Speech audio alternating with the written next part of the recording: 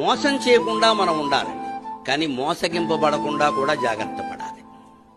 నేను ఎవరిని మోసం చేయలేదు, కానీ నన్నే అందరూ మోసం చేసి, అది నీ దోషమే, సవరించుకోవాలి. దాని ద్వారా సానుభూతి సంపాదిద్దామని చూడదు.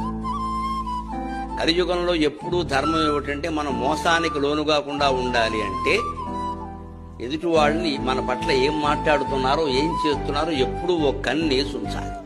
ఎవరిని పూర్తిగా నమ్మొద్దు. నమ్మాను అని చెప్పేవాడిని కూడా సగమే నమ్మాలి.